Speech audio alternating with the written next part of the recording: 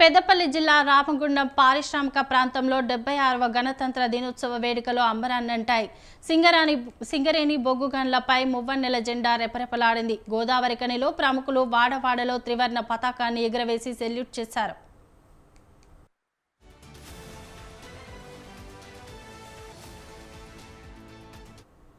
Ramagundam police commissionerate ఆవరణలో పోలీసుల గౌరవ వందనం స్వీకరించిన సిపి శ్రీనివాస్ జాతీయ జెండాను ఆవిష్కరించారు.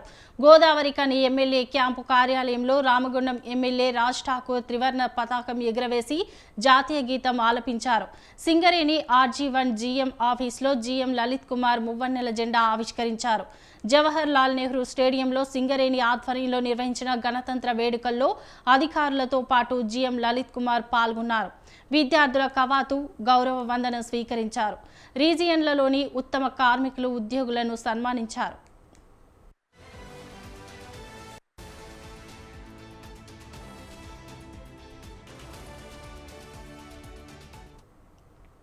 భారత రాజ్యాంగం కల్పించిన మౌలిక హక్కులు కాపాడుకుంటూ దేశ అభివృద్ధికి కృషి చేయాలని నాయకులు అధికారులు పిలుపునిచ్చారు. రాజ్యాంగ స్ఫూర్తికి ప్రతి ఒక్కరూ కట్టుబడి ప్రాథమిక విధులు నిర్వర్తించాలన్నారు. రాజ్యాంగ నిర్మాత బాబాసాహెబ్ అంబేద్కర్ కలలు కన్న సమాజ నిర్మాణంలో ప్రతి ఒక్కరూ భాగస్వాములు కావాలని నాయకులు అధికారులు ఆకాంక్షించారు. ప్రజలందరికీ, ప్రజాప్రతినిధులకి, ఉద్యోగస్తులకి, మహిళలకి, విద్యార్థులకి అందరికీ కూడా 76వ గణతంత్ర దినోత్సవ శుభాకాంక్షలు. ఈరోజు మనము రాజ్యాంగాన్ని నిర్మించుకొని తర్వాత రాజ్యాంగం ప్రకారం నడుచుకుంటూ అభివృద్ధిని సాధిస్తున్నాము. మీకు తెలుసు, భారతదేశంలో ఇప్పుడు భారతదేశం ప్రపంచంలో 3వ స్థానంలో అభివృద్ధి అవుతుంది. దానికి అందరికీ మనము రూల్స్ అండ్ రెగ్యులేషన్స్ ఎలా ఉండాలి, భవిష్యత్తు ఎలా ఉండాలి అని నిర్మించుకున్న పుస్తకమే రాజ్యాంగం. ఈరోజు ఏదైతే అంబేద్కర్ రచించిన అమలు చేసి భారతదేశానికి స్వతంత్ర దేశంగా అన్ని విభాగాల్లో ముందుకెళ్తూ ఘనంగా నిర్వహించిన గణతంత్ర దినోత్సవాన్ని ఈరోజు ఇక్కడ ఏర్పాటు చేసుకోవడం జరిగింది.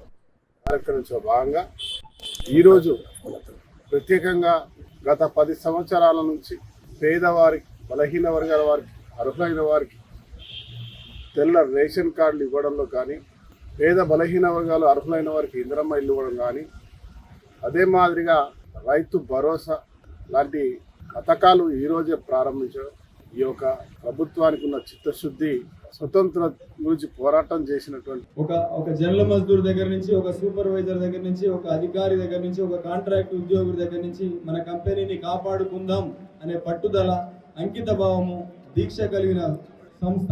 ఇదే మన సింగరేణి యొక్క పేరుకు కారణం. ఈ సంవత్సరము సింగరేణికి 72 మిలియన్ టన్నులు మనం సాధించాల్సి ఉండగా ఇప్పటిదాకా 56 మిలియన్ టన్నులకు గాను 52 మిలియన్ టన్నులు సాధించి 93% ఉన్నాము. అట్లనే RG1 ఏరియా 49 లక్షలు మన సంవత్సరం టార్గెట్. అందులో ఇప్పటిదాకా 40 లక్షలు